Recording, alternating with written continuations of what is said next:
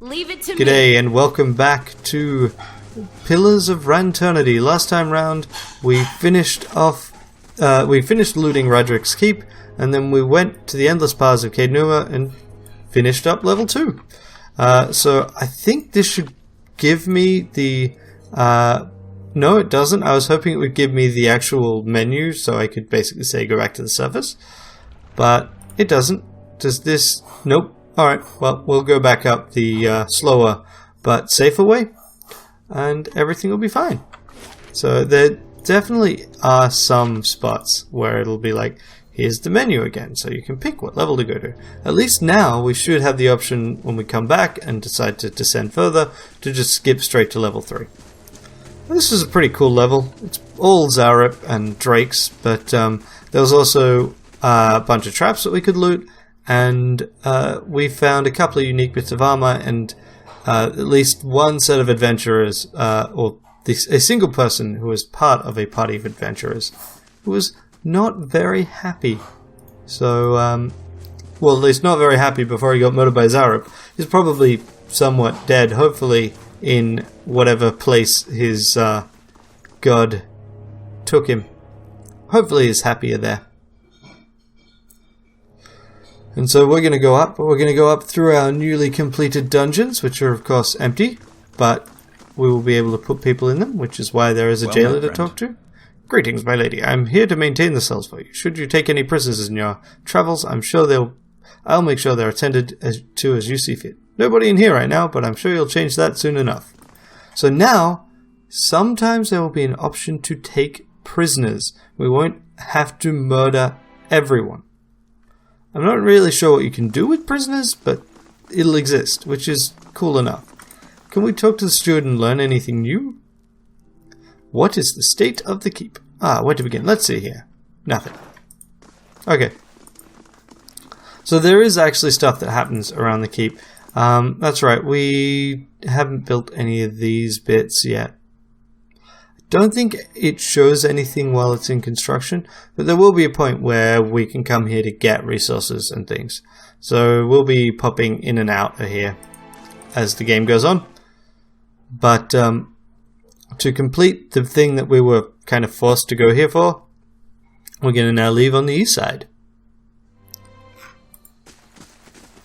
It's nighttime. You know what? No, we don't have any bonus resting here at the moment. So I guess we'll just keep going.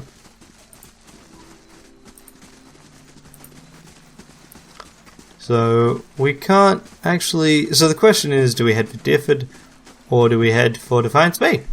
I mean, we don't have any reason to do anything but head for Defiance Bay at this point. So firstly, we've got to head to Woodend Plains because we got nothing else to go to here. So I guess we'll do that. This is interesting. I suspect this is all to do with the expansion that I haven't gotten to yet. But we'll get to it when we can.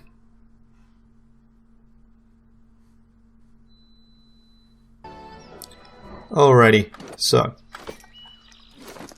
we have... Oh, right, that's right, I was going to look at this. This is 7... A high DR grants second chance at rest. This is basically even better in almost every single way, except for the second chance. And it looks neat, so, you know, that's always pretty good. We'll put that there, and we'll see what we can do. So let's just see if there's anything interesting on this map. Ooh, what the heck is a purga? And we got 2 forest trolls as well. So first step is I will put down a trap because I've got a ton of traps. So it seems sensible to use them. 3 forest trolls. Oof. Okay. Second, we try murdering this. Aloth, you're at the front because of reasons. We will try this. Yes. Oh, nice. Let's see if we can pop this again. Adir, you head up here. Just say the word. And Kana, you head up here. Dire Blessing is not a bad idea. Despondent Blows basically makes them less accurate.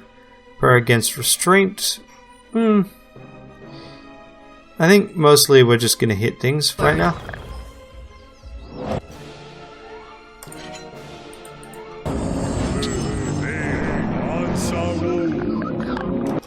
Hey dear. Pull.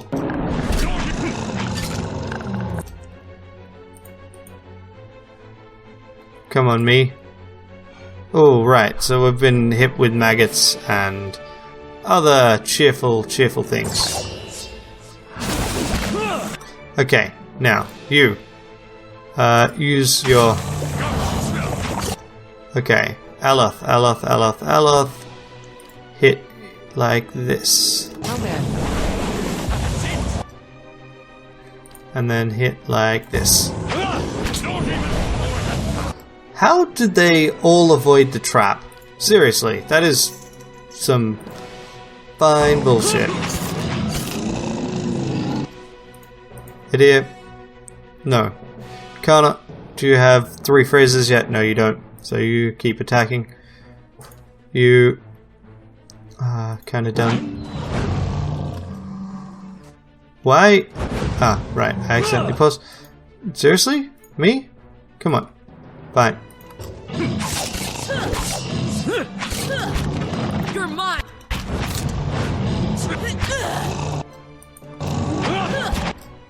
Okay, Kana, you. Let's finally actually use a spell.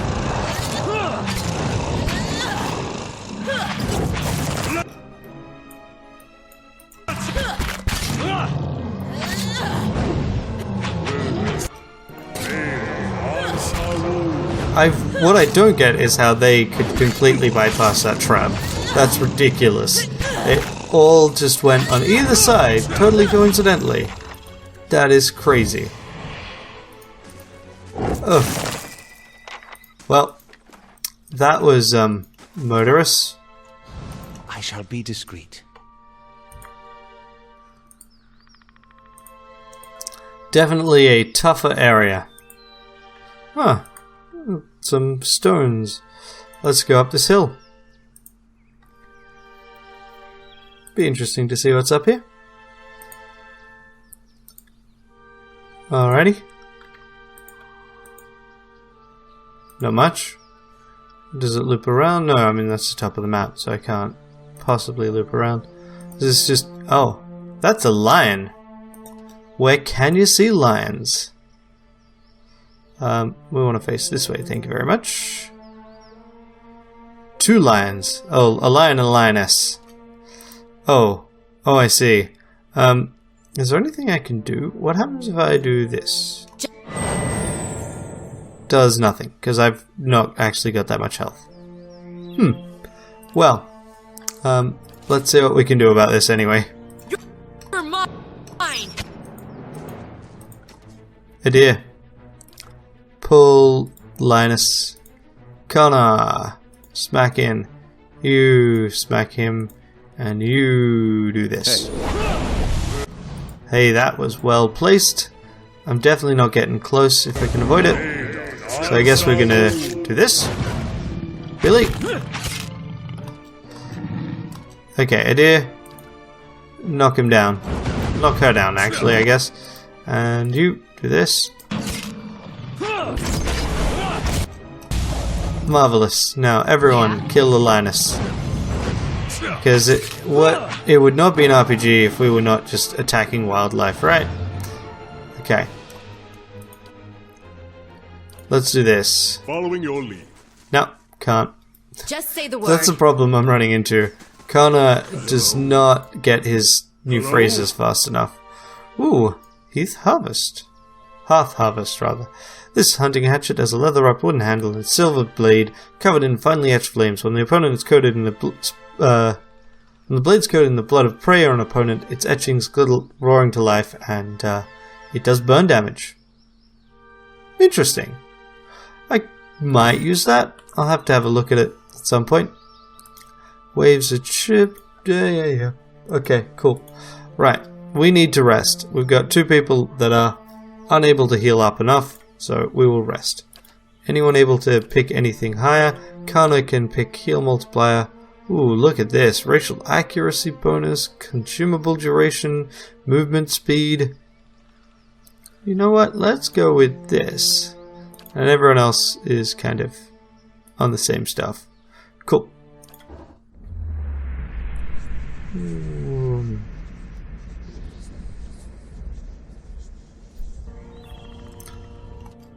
Gaffel the drunkard, a local inebriate, has wandered onto stronghold ground. He's asking for help with his debts. Okay. What does that mean? So he's a bad visitor. Is there anything we can do about visitors? I think that actually hirelings help defend, and they cost money to maintain. Okay, that's fine.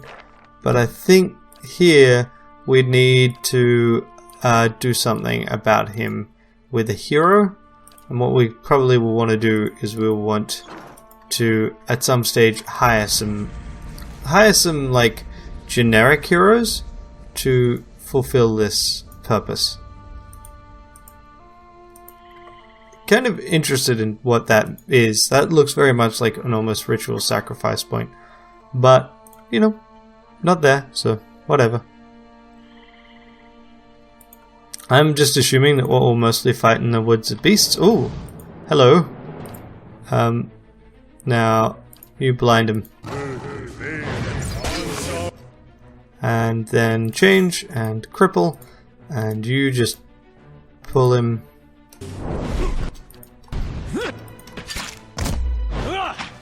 Just say the word. Not a good time. When you think about it. Nothing will slip past me.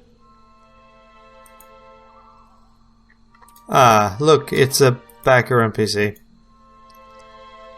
Which means that there is no interactivity available. Yeah.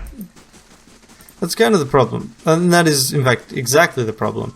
There's no point to them. They feel pointless. It is, here is a tiny short story. And if you don't have an interest in reading the tiny short story right now, which, given the number of them, they generally speaking aren't particularly interesting, then why would you bother?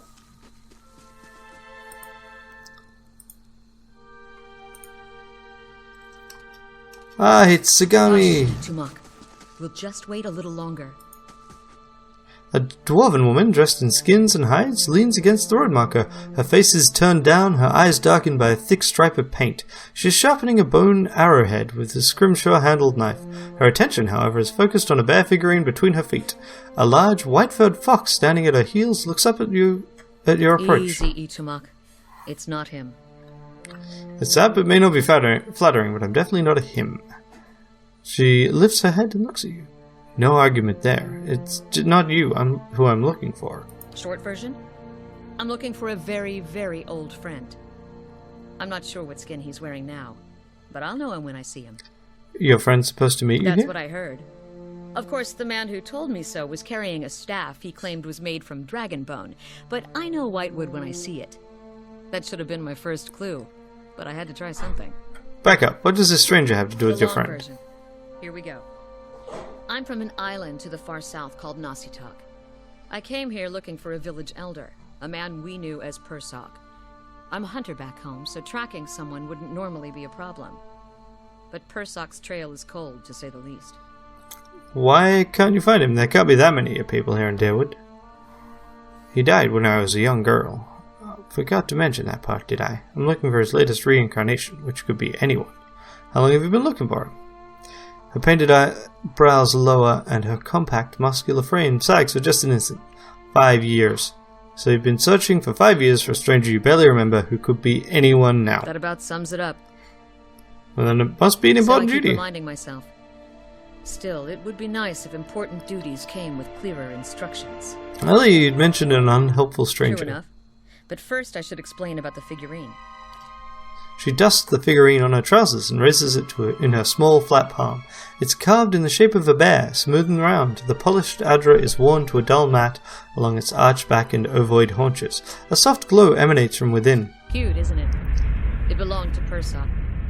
Before he returned to the wheel, he left a splinter of his soul in it. Something to help us find him later.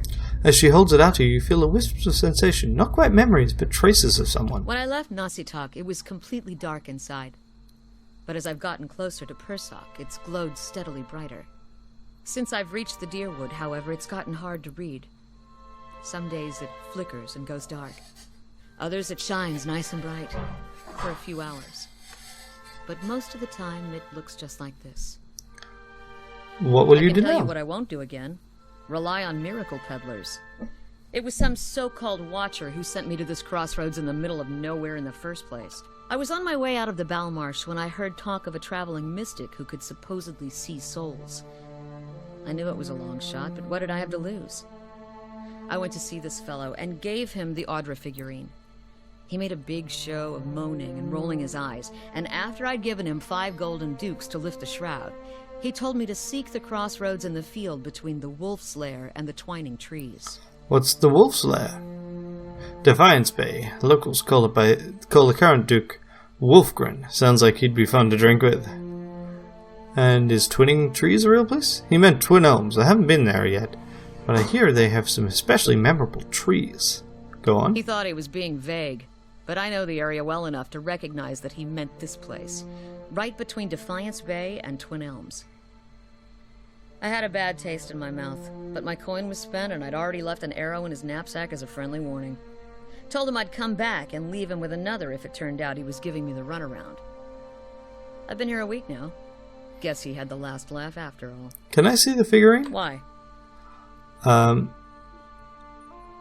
Please? Fine. But if you try to run, just remember that my arrows are faster. She hands you the figurine, her chapped knuckles grazing your hand. She watches you examine it, wary but curious. You raise the Adrabear, turning it in the light. As your eyes catch a tiny glinting scratch, the scenery around you melts away. You're standing on a cliff overlooking the water. Seeing through eyes that aren't your own, you catch the musk of beasts amid the fresh scent of vegetation, and your heart beats a little faster. You'll have to watch your step up here. You look down just long enough to see the sharp, pale cliffs drop into the water several feet below you. So then let's sniff the breeze. Breathing deeply, you smell salt in the air. Wherever you are standing, wherever Persok is standing, must be near the ocean, not a lake. I see a vision of high cliffs over water. Does that sound familiar? Your question is greeted with a shrug and a silence. I've got it. He's standing on a cliff. What are you talking about? What just happened? I'm a real watcher. She blinks at you a few times, calculating. I know this sounds strange, but it's the truth. You realize I've got no coin to give you, even if I did believe you. Come with me. I've got other business in the area, and we can look for Persok on the way. If this is your idea of a joke, you may be stuck with me for a while. Lead the way. Excellent. So, we just got ourselves a shiny new companion. This is Sagani. So, she is a ranger, which means she gets a faithful companion, which is a Arctic fox in this instance. So it's interesting noting that she comes from an island to the south, but she's definitely meant to at least evoke kind of the Inuit Sami whole setup, and has an Arctic fox, which implies that south here is, southern hemisphere south. So in that it's quite possible that this area is effectively in the southern hemisphere. So south is where the cold places are. Which is interesting, because most of the time when people write, most people are from the northern hemisphere, and you kind of use northern hemisphere analogies. So north is cold, and south is hot. But yeah, that's kind of interesting. So she's got a few different bits. She does extra damage against primordials and wilders. She includes Zarip. She's got the ability to mark targets, which basically means she'll do extra damage to them.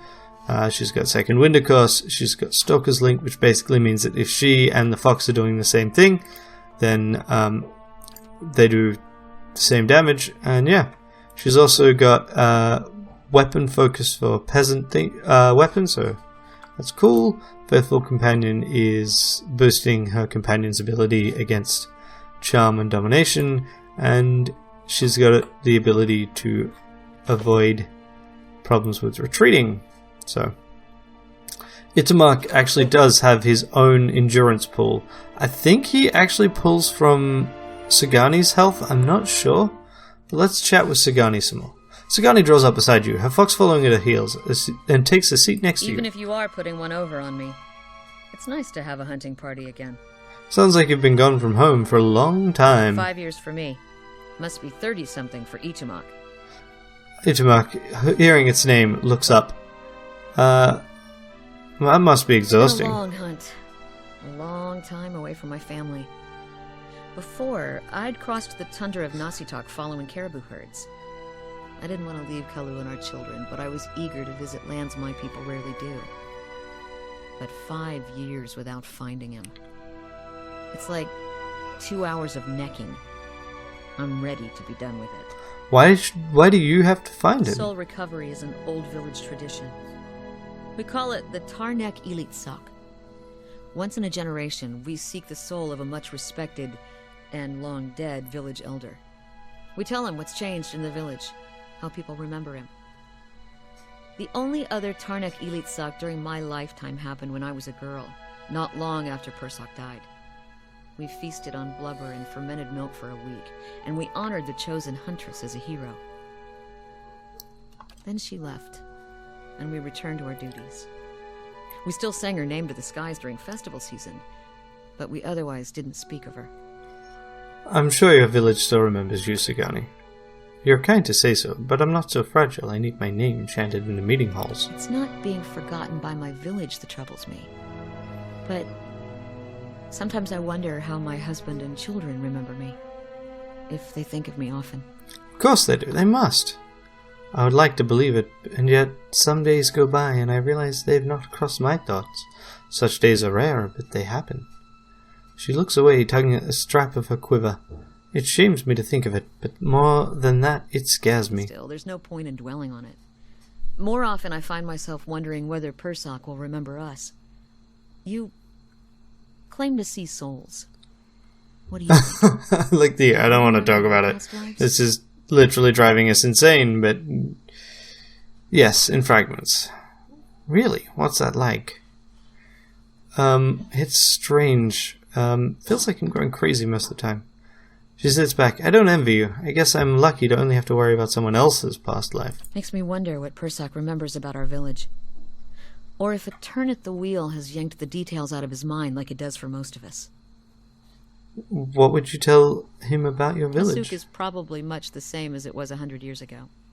We live between tundra and frozen forests, and the land takes as much as it gives. But our hardships bring us together. And the elders truly unite us. They keep the stories of past generations, and they guide us from season to season, through good years and lean.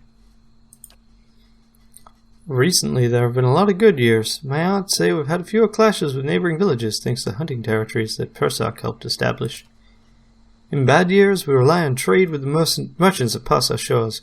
We exchange walrus tusks and seal pelts for grains that last us the hard winters. Persak brokered a lot of those agreements too. He's got one of this from one of the Almao ships that used to trade with us. Sounds like Persak did a lot for your people. That's what I'm supposed to remind him. Sounds like you're on a hunt of your own, though. You feeling the thrill of the chase, or ready for this to all be over? I enjoy adventure. Every day brings something new. Refreshing indeed. We got darkness on our sides. Shall we move on? Let's talk some more. Let's find out more about your family. Of course, we'd never send a woman who hasn't had the chance to find a mate and a couple of children on her own. Aren't you worried your husband will, Are you kidding? I'm the best shot in Masuk. Tell me about your kids. I've had 5. Yakona, Astuya, Nerjo, Anik, and Malak. Astuya and Anik died young in long, lean winters. Malak was barely talking when I left. He scrapes a thumbnail along the handle of a hunting knife. He probably won't know me when I get home. Even in Nasitok, I spend most of my time on the hunt. but then it's easy to relish the hunt when I know I'll see my family enjoying our kill.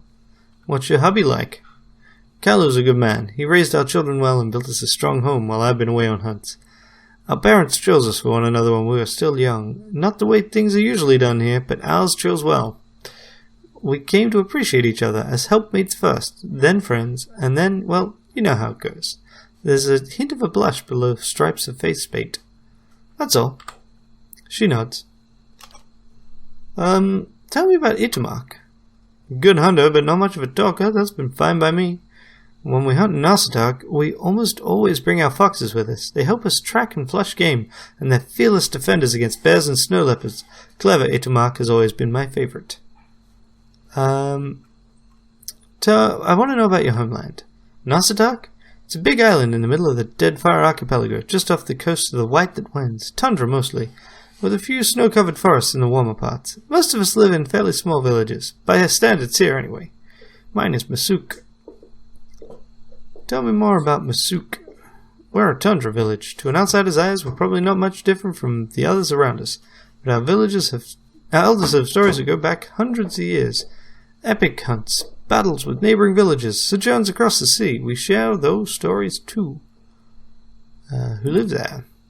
Mostly Anutanic, like me. People here call us Boreal Dwarves. Migratory clans of Glamfelin from the White That Wends sometimes spend the colder seasons on Nossitok. We don't see too many other foreigners who can tolerate the elements. Those of us born in Nossitok like to say we have a hardy layer of sealskin just beneath our flesh. What's Nossitok like? Cold, but not as cold as White That Wends. There's a few kith who visit us in Nossitok find it sparse. But there's plenty to sustain a village if you know where to look. She ticks the items off her callous fingers. We get hides and meat from caribou, seals and small whales too. Bone too, which makes fine bows and arrowheads. Community is important to us. We survive or perish together, so everything we do, every week-long hunt, every wall we build, is for the village. Alright, that's it. I think we will leave that conversation there, and we will leave the episode there for now. Next time round, I guess we will finish exploring this map, because we're half done, and head into Defiance Bay for what should bring on Act 2 fairly soon, I suspect. Until then, have a great day. Bye.